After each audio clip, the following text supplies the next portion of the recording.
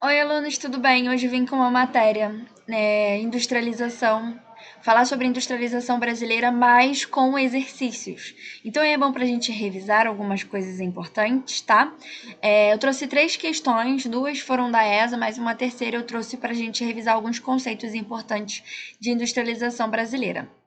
Bem, a primeira questão fala o seguinte: as indústrias de automóveis e eletrodomésticos integram o conjunto das indústrias de, ou seja, nessa questão ele não está aplicando a industrialização ao Brasil, mas sim como um contexto geral, conceito. Tá? Quando a gente está falando das atividades industriais, a gente tem que pensar o que é uma atividade industrial. Ela consiste no processo de produção, e aí a gente vai ter a transformação de matéria-primas em mercadorias através do trabalho humano, tá? E de forma cada vez mais comum, utilizando-se de máquinas. E aí a gente tem que ter o grande avanço dado pela primeira Revolução Industrial. E aí, com o desenvolver das indústrias, a gente teve diferenciação nos tipos dela, tá? Então, a atividade industrial ela vai ser classificada conforme um foco de atuação e ela pode ser ramificada em 3 grandes conjuntos, tá? Então, a gente tem a indústria de bens de produção, a indústria de bens intermediários e a indústria de bens de consumo. Mas a primeira questão fala o seguinte: indústria de base, tá? Bem, aqui ele está falando de automóveis e eletrodomésticos. E o que é uma indústria de base? Sempre que você pensar numa indústria de base, ela também pode ser chamada de indústria pesada ou de indústria de bens de produção, tá? E basicamente essas indústrias elas são responsáveis pela transformação de matéria-prima bruta em matéria-prima processada. E ela é a base de outros ramos industriais. Quando a gente coloca a indústria de base, a gente inicia a revolução industrial no país. Por exemplo, quando foi que o Brasil começou a se industrializar? Começou a se industrializar na década de 30 com Getúlio Vargas, né, com seu projeto de industrialização, de substituição de importação, e o primeiro grande feito dele foi colocar uma indústria de base, tá, em Volta Redonda, CSN, Companhia Siderúrgica Nacional, tá, então produzindo aço. Então as indústrias de base é muito importante. Ou seja, automóvel e eletrodoméstico não é indústria de base. Aí eu coloquei para vocês, né? Indústria de base é o tipo de indústria em que sua produção é absorvida por outras indústrias, porque ele é base das outras indústrias. Né? Então, ela produz máquinas ou matéria-prima. Também chamada de indústria de bens intermediários ou indústrias pesadas, inclui principalmente o ramo siderúrgico, metalúrgico, petroquímico e cimento. Então, Petrobras, CSN, tudo seria indústria de base, tá? A B, bens de capital. Bem, bens de capital também é chamado de indústrias de bens intermediários. E basicamente são indústrias que servem de base para outras indústrias. Então, é o seguinte, a indústria de bens de capital, ela acaba sendo um tipo de indústria de base também, tá? Vai fornecer matéria-prima, vai fornecer energia, equipamentos, é nessa parte que a gente tem uma diferenciação, tá? De equipamentos, instalações industriais, tá? Ou seja, bens intermediários. Para a gente não ficar confuso, a gente sempre vai pensar que a indústria de bens intermediários ela vai se caracterizar pelo fornecimento de produtos beneficiados. Elas vão produzir máquinas, equipamentos, sempre pense nisso, nas máquinas e nos equipamentos que serão utilizados nos diversos segmentos, né, da indústria de bens de consumo. Então, vamos dar exemplo. A indústria mecânica, né, de máquinas industriais, tratores, motores automotivos, as indústrias que produzem autopeças, né, de rodas, de pneus e etc. E aí, a letra C, bens intermediários, é igual à letra B. Então, a indústria de bens de capital é a mesma coisa que indústrias de bens intermediários. Então, a letra B e a letra C são iguais. A gente viu que não é a que produz automóveis e eletrodomésticos, tá? Bem, indústria de bens de consumo não durável. Quando a gente tem uma indústria de bens de consumo não durável, é porque a gente tem uma indústria produzindo mercadoria que é de primeira necessidade e geralmente de consumo generalizado, ou seja, produtos perecíveis, tá? Então, por isso que não dura muito. A indústria alimentícia, texto, vestuário, remédio, cosmético, tudo isso, né, são indústrias de bens de consumo não durável, ok? Geralmente, quando um país não vive a sua revolução industrial, ela já tem algumas iniciativas que industriais, mas com base nessa bens de consumo não durável, porque é mais fácil de fazer, né, de consumir, né, a matéria-prima também, e bens de consumo duráveis, tá? Quando a gente fala de bens... Gente, toda vez que a gente está falando de bens de consumo, a gente tem que diferenciar, tá? A letra D e a letra E diferenciam. Quando a gente fala assim da indústria de bem consumo, é porque essa indústria ela tem a sua produção totalmente direcionada diretamente para o mercado consumidor. Mas a gente tem que diferenciar o que tipo de produto está sendo feito. Se é um produto durável ou um produto não durável. Tá? Então, quando a gente fala das indústrias de bens de consumo, é uma indústria que produz algo diretamente para a população em geral, tá? Então, quando a gente tem essa ramificação, é para a gente entender, né, qual é o produto que está sendo ofertado. E então, os bens de consumo duráveis, né, são aqueles que podem ser utilizados várias vezes durante longo período, anos, né? Automóvel, máquinas de lavar, televisão.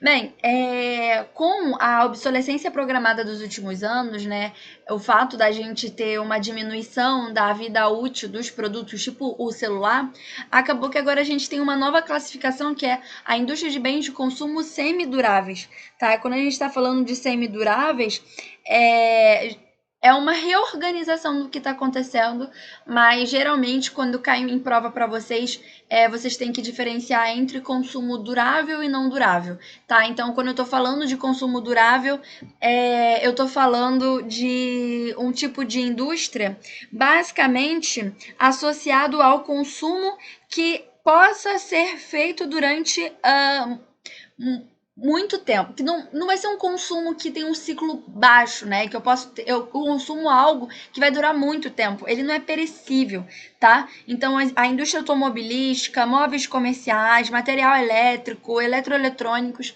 Então a gente tem aí dos eletrodomésticos, tá? Os semiduráveis a gente pode aí classificar hoje a indústria têxtil, né? Ela já está sendo considerada uma semidurável também, mas essa é uma classificação que a gente tem que ter um pouco de cuidado. Então, para vocês, para a ESA, por favor, diferenciem bens de consumo durável para não durável. Então, a gente está falando das indústrias de automóveis e eletrodomésticos. Então, bens de consumo durável, tá? Então, resposta letra E. Próxima questão.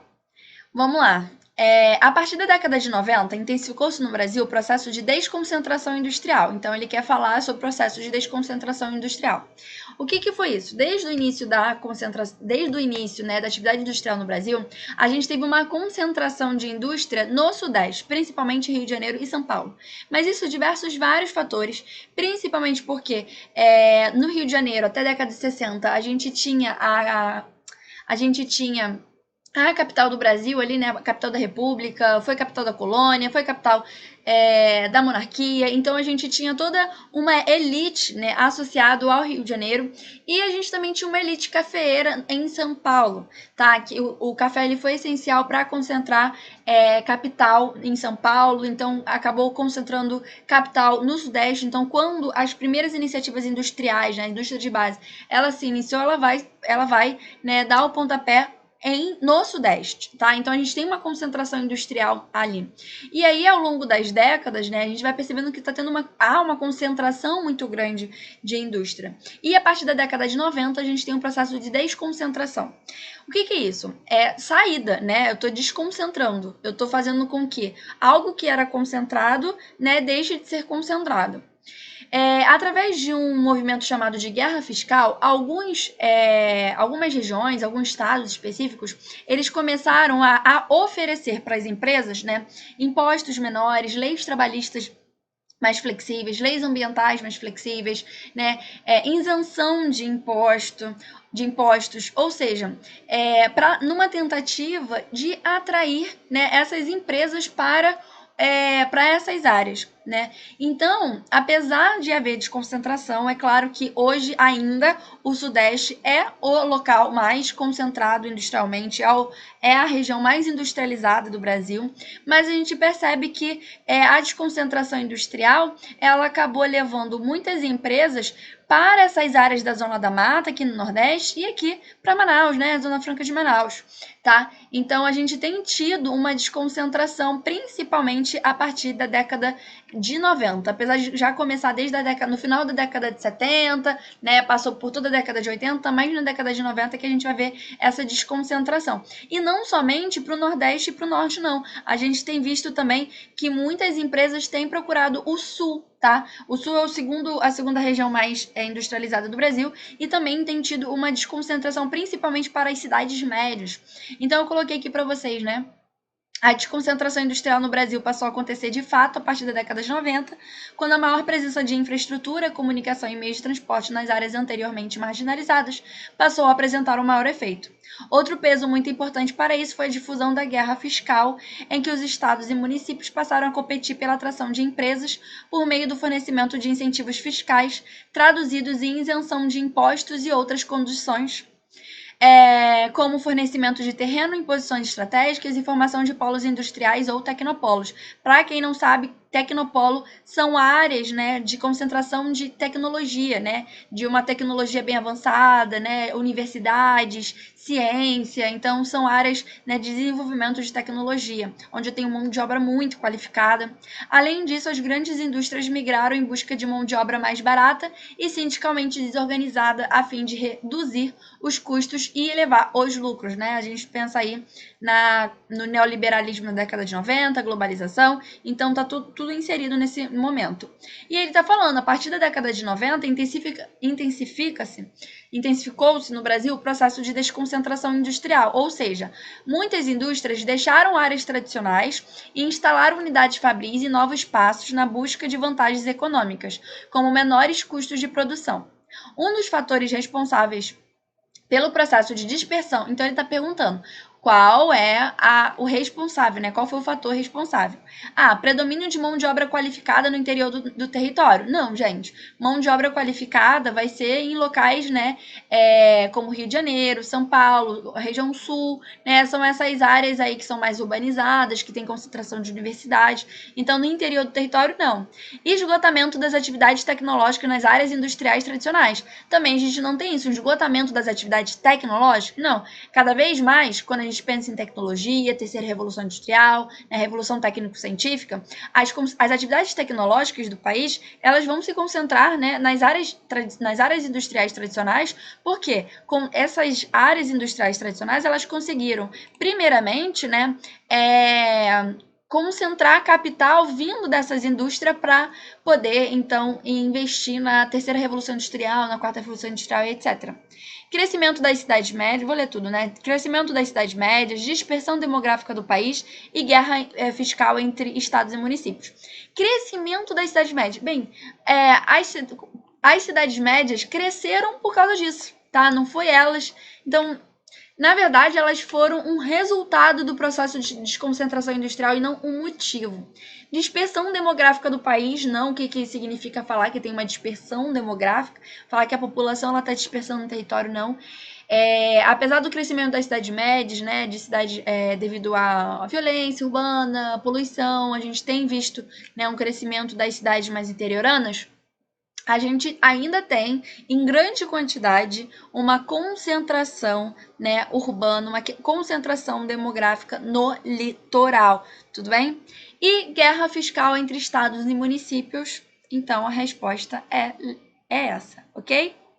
Dois gabaritos, letra E. Bem, próximo.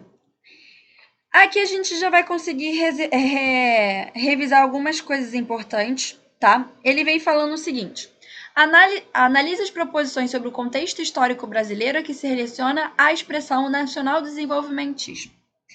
Bem, Quando a gente fala, né, em nacionalismo, a gente vai ter que sempre pensar no Getúlio Vargas, né? Ele tinha um projeto nacionalista no seu governo. O que é isso? Dinamizar o mercado interno, né? Aumentar a questão do consumo interno, né? Colocando as pessoas para trabalhar mais, né? Desenvolvendo o mercado de trabalho, tanto que ele fez as leis trabalhistas, né? Protegendo o trabalhador, mas também visando a questão, né, da construção de um mercado consumidor, investindo muito, né, o capital estatal investindo nas indústrias, né, nas indústrias de base.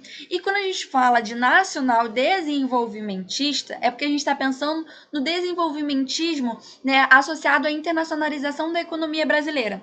Ou seja, a gente vai abrir o capital, né, o Brasil ao capital estrangeiro. Porque anteriormente a gente tinha associado no Brasil o capital estatal, né, feito por Getúlio Vargas, por exemplo, e o capital privado, né, feitos por empresários, né, brasileiros. Mas quando a gente abre, né, a ideia de nacional desenvolvimentismo, a gente abre o Brasil à internacionalização, a gente está inserindo o capital estrangeiro, tá? Então, quando a gente está falando do Projeto Nacional Desenvolvimentista, é um projeto que vai carregar consigo uma grande esperança de extensão dos benefícios econômicos, políticos e sociais da modernidade a toda a sociedade brasileira. E é no governo de Juscelino Kubitschek que a gente vai ver o Projeto Nacional Desenvolvimentista se consagrando, né, no cenário político brasileiro. A gente tem a construção da nova capital, o seu programa de governo, né, com a construção da capital, Brasília, com o seu programa de governo, o JK vai aliar, né, a experiência bem-sucedida de um governo democrático com uma crença, né, de que um projeto de Brasil seria possível. Então, o seu programa de governo, plano de metas ou programa de metas, ele definiu 31 objetivos com prioridade para 4 pontos principais: transporte, especialmente rodoviário, tá? Incluindo incentivo à indústria automobilística, energia, indústria pesadas e alimentos, tá? Então, quando a gente está falando sobre nacional desenvolvimentista, a gente está falando da política de modernização do país feita por JK, tá? Na época do seu lançamento, quando a gente tem em fevereiro de 56, o plano de metas ele vai ser o primeiro e mais audacioso programa de planejamento estatal da modernização econômica do Brasil. Também gerou assim dívidas enormes para o Brasil, mas é uma política de modernização, tá? Além da construção da capital de Brasília, né, JK vai criar quase 20 mil quilômetros de novas rodovias, vai inaugurar 2 hidrelétricas, 3 Marias e Furnas durante seu mandato, tá? Então, vamos ler, né? Vou botar aqui para vocês. O Plano Nacional Desenvolvimentista foi um projeto que visava aumentar e desenvolver os cenários políticos, econômicos e sociais da comunidade brasileira. A ideia central era de juntar capital e de trazer evolução técnica de maneira que aumentaria a renda por cada habitante, ou seja, para ajudar no desenvolvimento do padrão de vida do brasileiro. Bem, vamos lá. A expressão está relacionada a Juscelino Kubitschek e a política de modernização do país levada a cabo em seu governo. Sim, tá? A expressão está relacionada ao governo Collor. Não. A expressão está relacionada ao governo de Castelo Branco. Também não. A expressão traduz um conjunto de ideias de que o Estado Nacional Independente formula políticas industriais modernizadoras com o objetivo de alcançar o desenvolvimento da nação. O plano de metas é a concretização dessa política. Bem, sim, né? A gente tem essa aí também está correta. Então, a 1 e a 4 estão corretas. A expressão traduz um conjunto de ideias em que o Estado Nacional adota a política do Estado mínimo. Gente, Estado mínimo é neoliberalismo, década de 90, tá? A gente tem em JK, a gente tem em Getúlio, em JK, em governo militar, tudo governos extremamente estatais, extremamente interventores na economia. Então, não é um Estado mínimo, tá? O que significa dizer que o próprio mercado que regula o crescimento econômico sem a intervenção do Estado. Estado mínimo inicia ali com Collor, né? Depois vem FHC e etc. Bem, botei aqui para vocês, né, para vocês terem onde se basear, o que eu estava conversando, foi no governo de JK que o Projeto Nacional Desenvolvimentista se consagrou definitivamente no cenário político brasileiro. Com a construção da nova capital e com seu programa de governo, JK aliou a experiência bem-sucedida de um governo democrático com a crença inabalável no projeto de um Brasil possível, tá? Então, já tinha conversado isso com vocês. Plano de metas ou programas de metas, gabarito letra C, porque a 1 e a 4 estão corretas. Bem, gente, espero que aí vocês tenham, a gente tenha revisado aí bons pontos sobre industrialização e até a próxima.